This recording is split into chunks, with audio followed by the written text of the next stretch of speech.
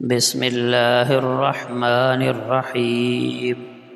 سیدنا علی کرم اللہ وجہہ کی روایت ہے کہ نبی کریم صلی اللہ علیہ وسلم نے فرمایا، مجھ پر جھوٹ نہ باندھو، بے شک جس نے مجھ پر جھوٹ باندھا تو وہ ضرور آگ میں داخل ہوگا۔ صحیح بخاری۔ آج کل سوشل میڈیا کا دور ہے، ہر چیز کو حدیث رسول کہہ کر شیئر کر دیا جاتا ہے۔ احتیاط کرنے کی ضرورت ہے، تحقیق کر لی جائے کہ واقعی یہ چیز حدیث رسول ہے یا نہیں۔ ام المؤمنین سیدہ عائشہ صدیقہ رضی اللہ عنہا فرماتی ہیں کہ نبی اکرم صلی اللہ علیہ وسلم نے فرمایا، مسواک منہ کی پاکیزگی کا سبب ہے اور رب تعالیٰ کو راضی کرنے والا عمل ہے۔ سنن نسائی۔ ابو ہریرہ رضی اللہ عنہ سے روایت ہے کہ ایک آدمی نے کہا، اے اللہ کے رسول، میں سفر کرنے کا ارادہ رکھتا ہوں، بس آپ مجھے وصیت کر دیجئے۔ تو آپ صلی اللہ علیہ وسلم نے فرمایا، اللہ سے ڈرتے رہنے کو لازم پکڑ لو اور ہر اونچی جگہ پر تکبیر یعنی اللہ اکبر کہنے کو۔ سیدنا سلیمان فارسی رضی اللہ عنہ فرماتے ہیں کہ اللہ کے محبوب صلی اللہ علیہ وسلم نے فرمایا، بے شک اللہ تعالیٰ باحیا ہیں، سخی ہیں۔ جب بندہ اس کی طرف ہاتھ بلند کرتا ہے تو اللہ انہیں خالی لوٹانے میں حیا کرتے ہیں۔ سنن ترمذی۔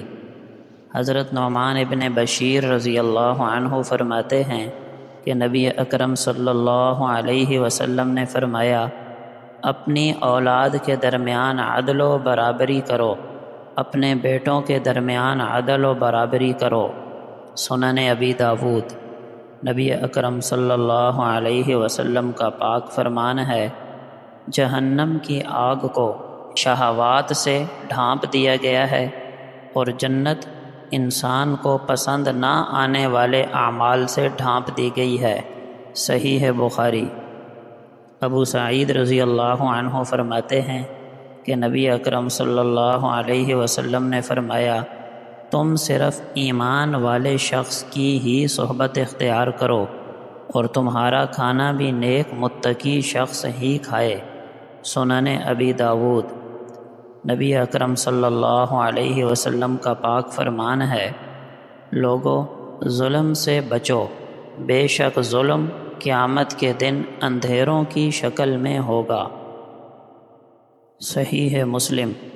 نبی اکرم صلی اللہ علیہ وسلم نے فرمایا، تہبند کا یعنی شلوار، پتلون وغیرہ کا وہ حصہ جو ٹخنوں سے نیچے ہوگا وہ جہنم کی آگ میں ہوگا۔ سنن نسائی۔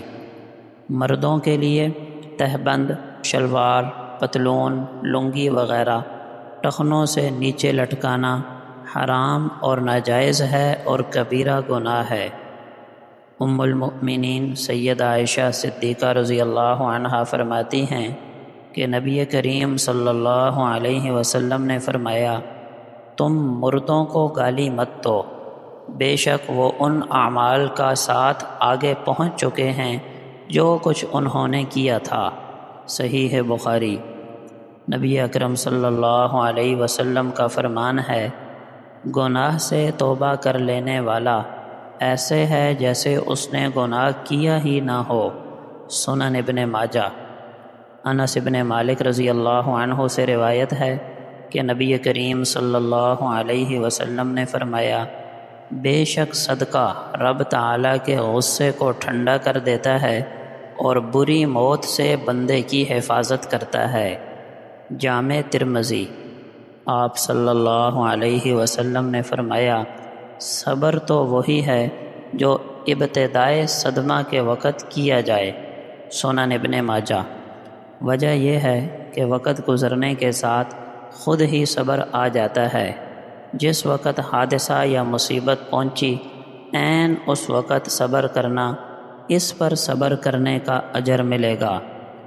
نبی اکرم صلی اللہ علیہ وسلم کا پاک فرمان ہے، جو شخص ایسے رستے پہ چلا جس میں وہ علم کی تلاش میں رہتا ہے تو اللہ تعالیٰ نے اس کے لیے جنت کا راستہ آسان کر دیا۔ جامع ترمذی۔